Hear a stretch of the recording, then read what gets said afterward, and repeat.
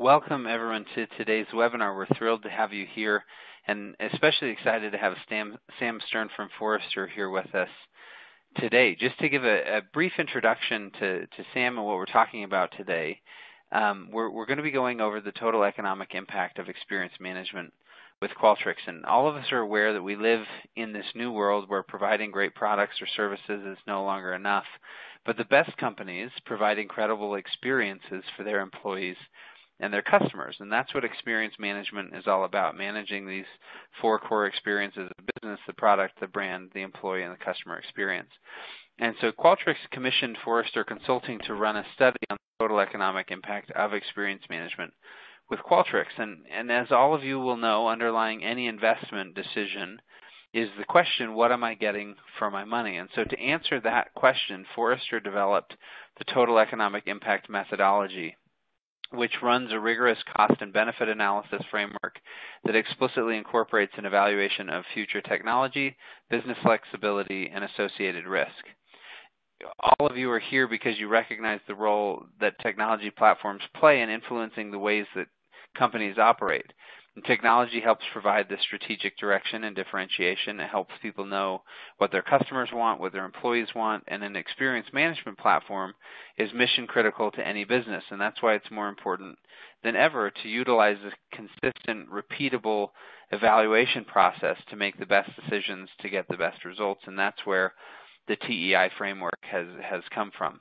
And so Forrester ran this with Qualtrics and found that the composite client achieved a 674% ROI after engaging with the Qualtrics XM platform. And Sam, a principal analyst from Forrester, is here to talk through the details of the report, and we're just thrilled to have him today. Before I introduce him and turn over the time his way, I just have a couple of housekeeping items to run through with you. So first, you can download the full study that Sam will be talking about today at qualtrics.com/TEI. The second piece is that you can submit questions throughout the presentation.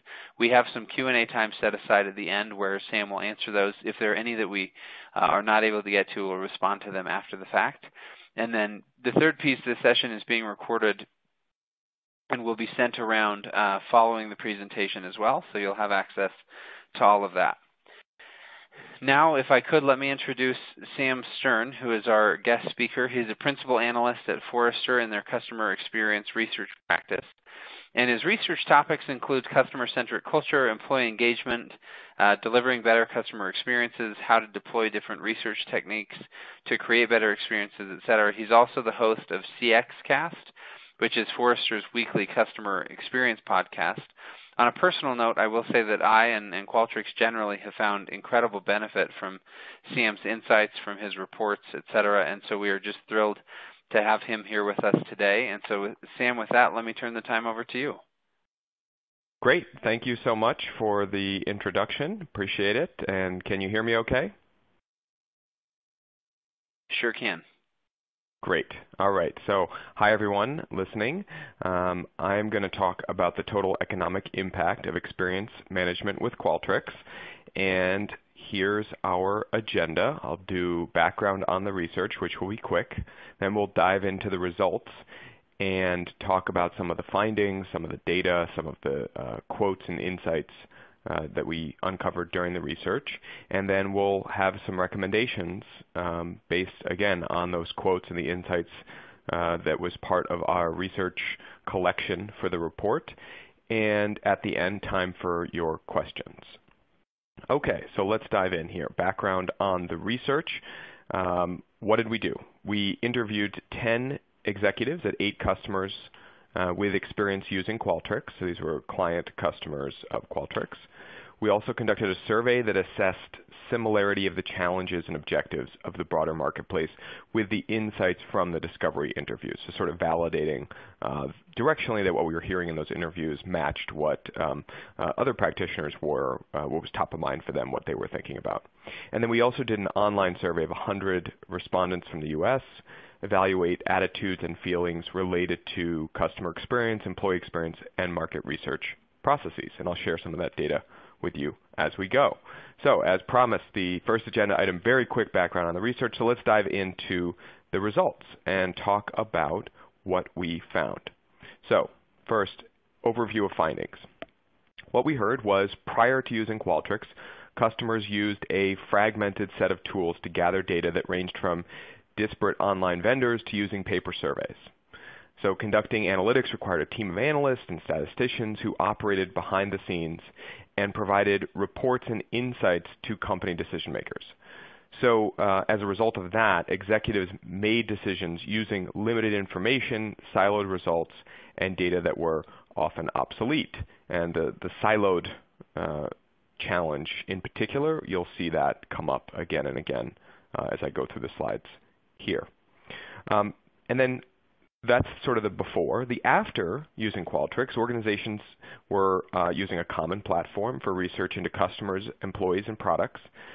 And the flexible platform enabled rapid and flexible research that informed critical decisions. So moving a little faster here, which was something that a lot of these companies had struggled with and had as a goal for achieving with their research for a long time.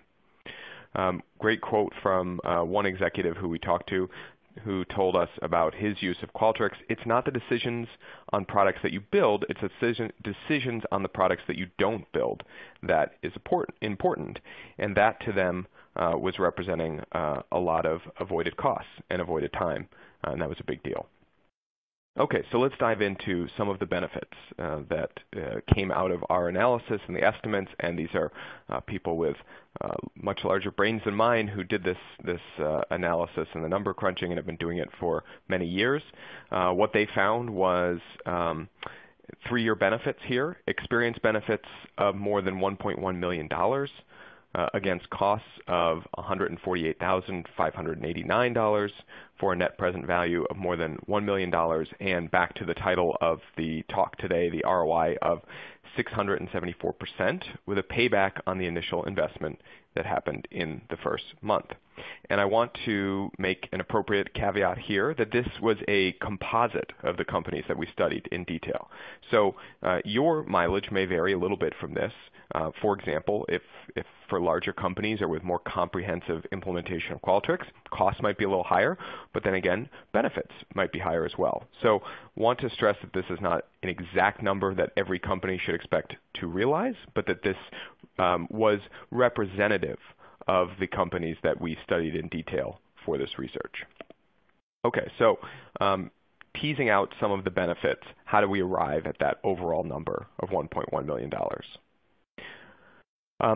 First benefit that we saw that companies really talked about was the reduced cost of staff required for the same amount of work. And we attributed about $470,000 to that line item. And then the second one here is reduced cost of customer engagement and support at about $358,000. And what you're seeing here is that the platform is simpler to use and is integrated, so it requires less people to manage it.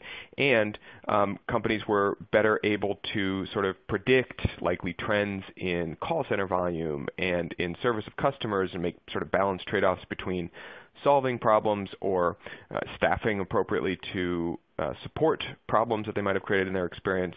And so all of that allowed them to better predict staffing needs to support and engage with customers. So again, that was a major cost savings for the companies that we talked to.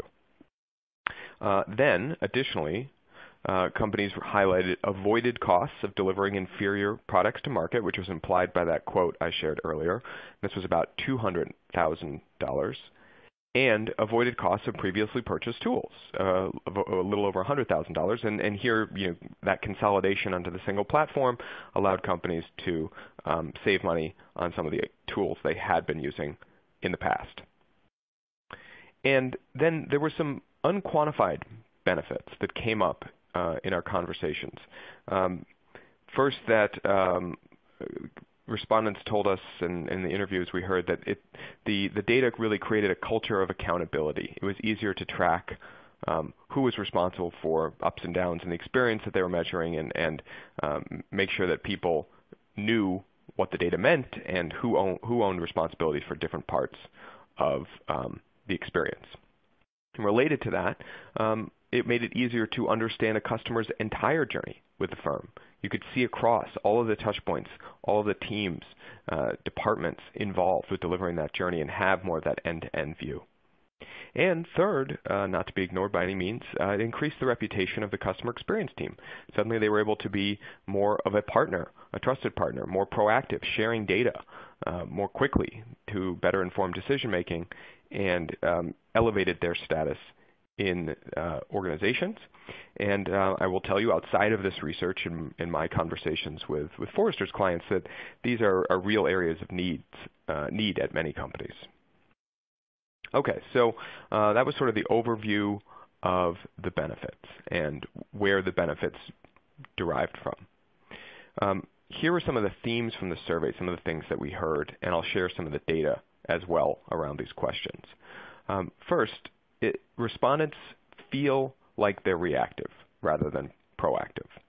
And so when we asked, the challenges that you face, you as a respondent, with your customer experience, employee experience, and or market research processes and workflows today, reactive processes was the big one.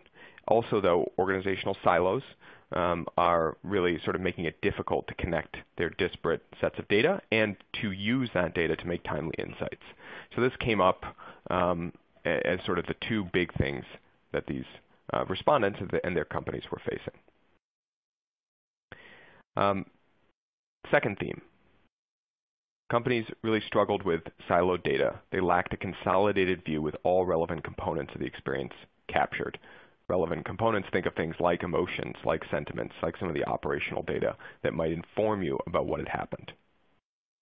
And so survey respondents said they were not satisfied with their firm's efforts to provide a consolidated data view or to collect the emotion, belief, and sentiment data. This was making it harder for them to do some of the things that they'd like to do with their data, to be more proactive, to make changes that improve the experience in ways that delivered more value for customers who then would give more of their business to the firm. The next theme. Companies told us that the respondents told us that they were interested in a single platform that is easy to use and that can reach targeted respondents. Probably no surprise there. That ease of use and ability to reach targeted respondents were really important in what they were looking for a platform to manage customer experience, employee experience, and market research. And this is one of the benefits that we saw a lot of the companies tell us they were realizing from Qualtrics, that the ease of use, the flexibility was a real point of value for them.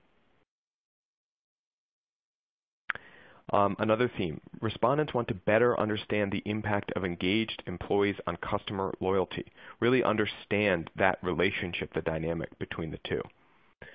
So from the data, what we saw was that understanding the impact engaged employees have on customer and loyalty, that was cited by 84% of respondents as something they agreed with, either somewhat or completely, as being really important. It was not a surprise to me, but that given my research coverage on organizational culture and employee engagement, but that was something that was encouraging to see companies really prioritizing in this area. And then let me share some highlights from the interviews with you as well. These are some of the things that people were telling us were benefits they realized from Qualtrics. So first, increased quality, speed, and value at lower costs. And I'll share some quotes from the interviews, anonymized which company and which respondent gave us this to protect them so that they were open and honest with us. But the quotes, I think, will still show you the real the value that they're deriving. So this respondent said, "We started slowly by responding to requests with people. We can do a quick 5-minute question, which evolved into quasi-tracking studies, that evolved into segmentation studies, that evolved into some fairly complex studies. We've done a segmentation study for 1/5 of the price of what we paid in 2009.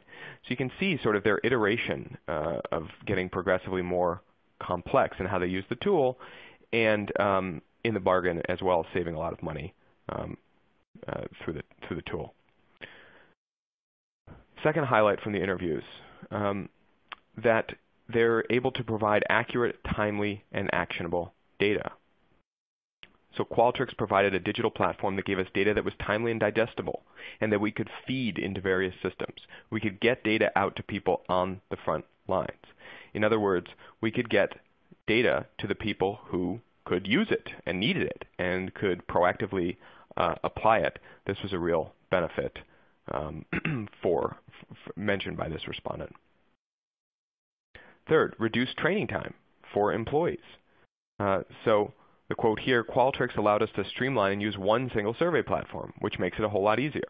We have a number of analysts. We have a tech team that is jumping into the data. We have many interviewers. Having a single platform for training purposes reduced a lot of busy work required just to use different platforms.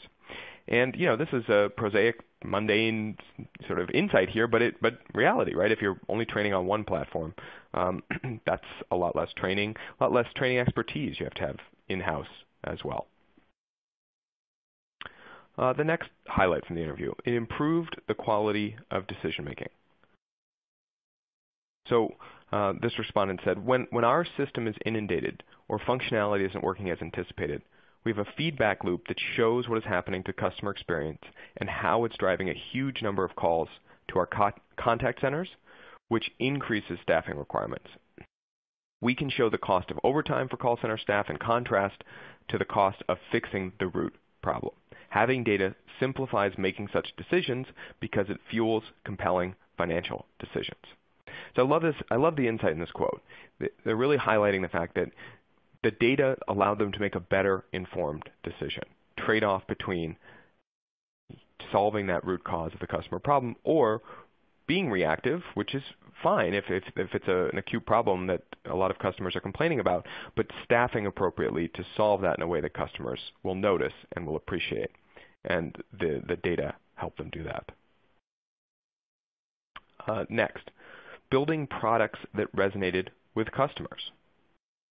The quote here, as we build out new offerings that range from hotel rooms to theme parks, we are continuously asking customer questions about preferences, not only for the strategic elements, but down to details such as bathrooms. So you probably can, even though I anonymized it, you can probably tell something about what company this might be. But the way that they're using the platform, they're really building it into how they roll out new products and services, and using the flexibility and responsiveness of the platform to get feedback and to iterate as they go.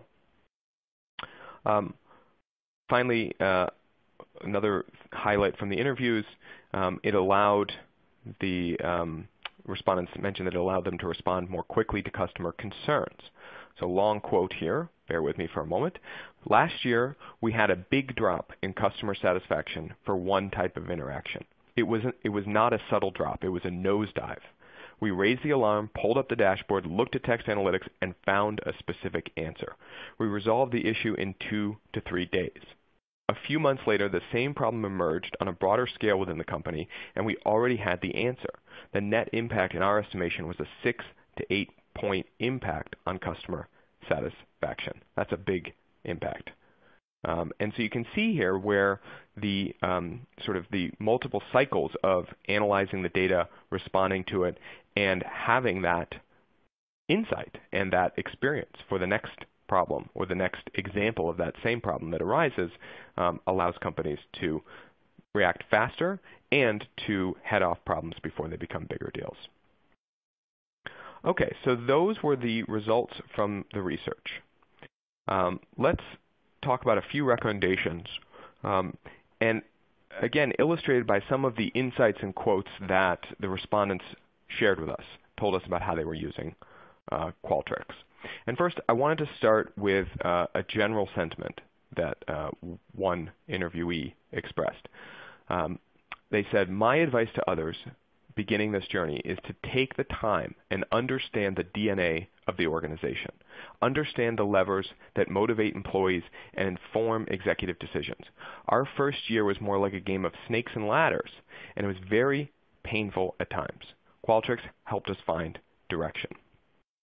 There's a big insight from, as I was involved with the research process for the report throughout, just how much the data helped sort of foster conversations internally at these organizations, made it easier for them to talk to one another in a fact-based way rather than everyone's opinion, and often then the highest person with the highest title opinions in the room mattering the most, but everyone's opinion having equal validity. With the data, they were able to cut through some of those disagreements. Okay, so some of the specific recommendations here. First, integrate data. And what one respondent told us is, one of my priorities was to consolidate the number of survey instruments that we used and streamline them across the company. We also introduced a closed-loop review process to review the surveys and improve the results and impact. A lot of people rallied to participate and help with the project, which shows how appreciated it's become across the company. And I love the idea here, which is if you make it easier to access and use the data, then you've made it easier for employees to get involved. And people want to get involved, but in many companies, what I see as one of the big barriers to that is feeling like it's too difficult. Too much is required of me to take action, to contribute to something. And here's a good example of how you can remove some of those barriers and make it incrementally that much easier for employees to take action. Second, linking employee behaviors with customer experience impact. Again, back to my focus on organizational culture and the employee experience, this is one of the biggest things that I see companies focused on these days is showing the specificity of this connection. So one quote from one of our interviews, "We've done basic analysis about the impact that employees have on our brand. We want to bring it down to the individual level so that every customer service agent has data about their level of engagement and satisfaction of their customers." And I would argue that this is something that companies owe to those employees. If you're going to hold them accountable for delivering great customer experiences, you have to give them fine-grained knowledge about how well they're doing and which interactions that they've delivered have gone well, which haven't, and what they do at their best to deliver a great customer experience and what they need to work on, get more consistent with. Okay, and a third recommendation, measure the transfer of culture to new employees. Using Qualtrics gives us some great tools and insight for the employee engagement team in their work with employees. We have very long employee retention. It speaks to our culture and to our proactive tracking that we're able to measure and ensure that we are creating an environment where employees want to stay long term. And this is a good example of how to use the platform purely really on the employee experience side to understand the factors that lead to employee retention. And I think this is a really good insight into diving into that data. A company that had good employee engagement, had good retention, but really wanted to make sure it understood the underlying causes of that so that it can continue to sustain that good culture that was keeping employees at the company.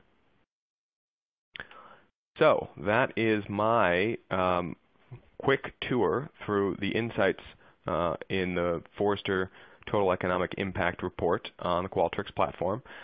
So I will say thank you, but we are by no means done here because we have, I think, plenty of time for your questions, and I think there were a couple that have come in already, but I will pause here for a moment and give you a chance if you haven't posed a question yet in the chat or haven't thought of one. If you do have a question or if there's a point you want us to revisit from the slides, think about that for a moment now, and we'd love to have your questions. Sam, let me start by asking this one from Sarah, who said, experience management spans across an organization, customer experience, employee experience, etc. Who do you see leading the charge to run experience management internally? Yeah, great question. From my conversations, and I'd love to hear the Qualtrics view here too, right? You're talking to a lot of these companies, but in my experience, it is the customer experience team leading the charge on experience management. The challenge for them is trying to bring along their colleagues who should own the elements of experience management about product or brand or employee, but maybe aren't as I guess connected, maybe I'll say it that way, to the value that this kind of tool or platform could bring to those efforts. So it's often a customer experience team trying to persuade their colleagues that having sort of the more continuous data stream coming in would be valuable to those other facets of experience management. So it's a leadership position for CX, but often persuasion to bring along those colleagues who they don't have authority to compel to act. Yeah. And I mean, I think we're seeing similar things. I think in some instances, the customer experience team is rolling up under the chief marketing officer. We're also seeing organizations beginning to pull together a brand new role, a chief experience officer who oversees both the customer experience and the employee experience side, because those two, as your research has shown so often, are so integrally tied. And I would imagine in the coming years we'll see more and more organizations creating a chief experience officer where all of this rolls up. Everyone knows that they're connected. Based on the survey you've shared, everyone wants them to be connected. It's just a matter of organizationally allowing them to be connected. Yeah. So. Yeah, no, I think your first point in particular is a good one about the when and customer experience, I think, still most often reports into marketing. So when that is the case, then it does help with that connection to the brand side. And I guess I would say I hope more than forecast that chief experience officer role will become more common. But that's maybe just me being a little bit pessimistic, given that we haven't seen it emerge as fast as I might have thought. But to your point, we definitely are seeing more companies have someone officially over that entire sort of end-to-end perspective, because as you said, and as we've seen in our research over and over again, people understand the connections between the employee side and the customer side. It's just maybe not, it's sort of then a leap from there to saying, oh, wow, maybe that should all be under one person. Mm-hmm. So that, I think, leads nicely into this next question. This comes from Will. He says, you mentioned that survey respondents were not satisfied with their firm's efforts to provide a consolidated view of data. It sounds like Qualtrics can help us do that, but what advice do you have for us internally to navigate that? Yeah, good question. I would, one of the things that I've seen CX teams do successfully there in terms of navigating that is to really try to lead with the benefits for the groups who you're asking to consolidate their data, what they will get from participating in that kind of effort, having that broader, more holistic view. Often that kind of insight is generated by customer journey mapping, where you can see some of the connections and interdependencies that maybe aren't surfaced prior to that type of effort, so that you can go to some of those groups and say, look, you're actually, the experience that you're delivering at this touch point or you're responsible for in this phase of the journey is strongly linked to how good or bad the journey is in this other part that's owned by this other department. And so part of the consolidated view that we're asking you to participate in, well, part of the benefit from that will be that you'll also have the data from how they're doing and be able to better forecast, we sort of alluded to in some of the quotes from users, but better forecast your staffing requirements, better forecast, likely the mix of customers you're getting. Are they going to be mostly, angry with us at that point? Are they going to be mostly happy? And that can dictate what you're doing and the tenor of those interactions that you're going to have in preparing your employees or your interactions for the right notes with customers. So that's where I would say I would definitely try to lead with the value to the groups so that they don't feel like this is just someone from some remote corporate function asking them, with another request for them that they might not see any benefit from, but that you can show them in very clear, linked terms how they'll benefit from the more consolidated view. Okay. Well, thanks. Let's run to this one from Jan. Jan says you mentioned that engaged employees lead to greater customer loyalty. Is that just the product of great employees, or how do you instill deep employee engagement And do you focus on its impact on customers to help employees feel engaged? Yeah, great question. And I think the end of that question is how I would formulate it. So I don't think it's as simple as, and so if I implied this before, I apologize. I don't think it's as simple as, hey, let's get employees engaged and then they can deliver great customer experience. In fact, and I think sort of alluded to in the question, oftentimes being asked to be part of delivering great customer experiences and saying that that's explicitly part of your job description employee or group of employees, that can in and of itself make you more engaged. It gives a bigger purpose, bigger meaning to your work, that you're on the other end of helping someone fulfill a goal, helping them have a good moment in their day, helping delight them, helping them be successful, depending on the different type of business that you're in. And that is something that for the vast, vast majority of us, and hopefully the vast majority of people that work at your company, right, that's something that if they're making people happy throughout the day and know that they're making a difference in people's lives, that makes them feel really good about themselves, and that makes them feel good about their employer. So I do think linking good customer experience delivery to, as much as you can, getting specific about how that's part of different employees' job descriptions, including behind-the-scenes employees, by the way. If you can show them that linkage and make it explicit and highlight that you spend your day in large part contributing to our customers being happy with us, that in and of itself will make them more engaged. So I definitely would focus on that part of the equation as you think about engagement among employees and how that impacts customer loyalty. Perfect, thanks.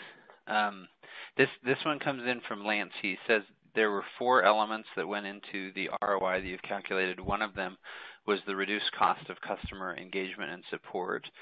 What are the best ways that you've seen technology help eliminate costs for customer engagement while still providing a great customer experience?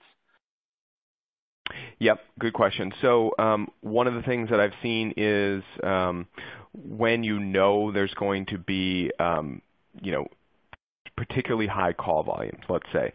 For example, with all the recent hurricanes, you can imagine a company like an airline knows that it's going to just have an unbelievable volume of calls relative to normal. So even as they staff up for it in anticipation, and right, they're forecasting that, and that's something that probably they don't need Qualtrics for that, right? You see the storm coming, there's going to be a lot of cancellations. It's all over the news. But even as they're staffing up, they probably still can't staff up to the level where they're going to not have long wait times in the call center.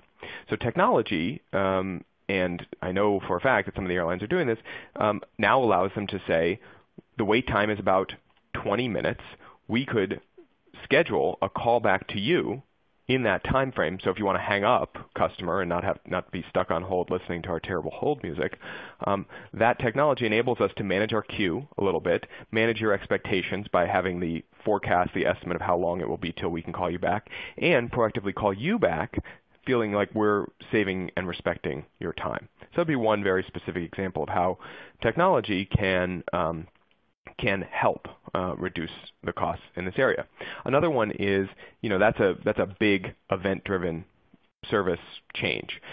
Others are, maybe more better forecasting of cyclical ups and downs in demand for different services. So if you have a sense that, call center volume is higher at this particular day or this particular time of day, the data that you're collecting often are able to give you more fine-grained forecasting of that and allow you to better staff for it. So you're not overstaffed and wasting money there, but you're also not keeping customers on hold for too long and saving costs in terms of staffing, but hurting the overall cost-benefit equation because customers are getting unhappy and not getting their questions answered and less likely to do more business with you.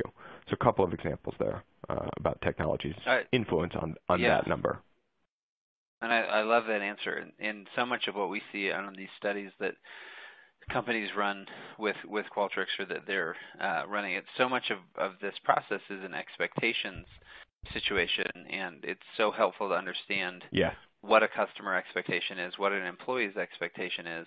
And it's not always that people demand an immediate answer. They just want expectations to be set accordingly so that they know when to expect it, what to expect, to be treated well, et cetera. And a lot of these studies help alleviate the feeling that we have to bring in 10,000 employees to answer all these phone calls, but rather can we set expectations in a way where we can still provide an incredible experience while making sure that our employees are not run into the ground, et cetera, et cetera. And that's been a really rewarding thing to see those come together, so appreciated those examples. Let me ask just one last question. This one comes from Ryan and is a bit of a softball, if you will, Sam, given your background, but I think we'd love to have your perspective. Early on, Eric says you talked about the reactive processes and organizational silos and how they hamstring companies. Can you talk to us about the benefits of breaking down silos between customer and employee data and what that means for an organization? Yeah, sure. So one of the sort of big challenges I think firms face, both on the employee and customer side, is responding to actual root causes of issues rather than to symptoms of issues. You don't, and you know, we were just talking about call center, where call centers have it rough, right? They're often having to save a bad customer experience that came before, or you know, jump in, fix something that's a problem. And the better able you are to connect different sources of data, get the full end-to-end perspective on the customer journey, on the employee journey, either to serve the customer or you know, whether their own, they're on their own journey for as part of their job, the more likely you are to be able to get to a point of understanding what is actually the most important thing to the customer or employee in this journey, and what is the barrier, what is the challenge, what is the problem that prevents more of these customers, more of these employees from accomplishing that goal, from accomplishing what they set out to accomplish on this journey, and who's involved. And those are, you know, as you said, a softball question, those are sort of elementary considerations. But I have seen profound differences in how companies will tackle an issue depending on what the actual pain point is. And the beauty of connecting all that data is you often actually have the answer to the underlying root cause issue, or if you get the right people in the room, they can figure that out together collectively, but you have to know which sources of data are have a role to play. You have to know which groups of employees should be at the table, and that's something where pulling that full sort of end-to-end view together goes a long way towards being both first understanding who's involved and which sources of data are involved, and then second, feeling confident, having the certainty that you've done the due diligence to know that the people around the table, the sources of data on your dashboard, are providing a sort of complete end-to-end picture of what's going on. Yeah. Well, Sam, thank you so much for making time to join us here today. We so appreciate you being here, and the webinar that you've shared with us is, as all of you know, this was a brief but very helpful overview of the Total Economic Impact Report of Experience Management. You can, again, go download the entire report at qualtrics.com/TEI and dive into all of this data, all of these quotes, et cetera, and come to see the recommendations and the analysis that Forrester Consulting has done on combining these four key areas of business, customer experience, product, and employee. And Sam, thanks so much. Yeah, my pleasure. Great to talk with all of you, and thanks for your questions.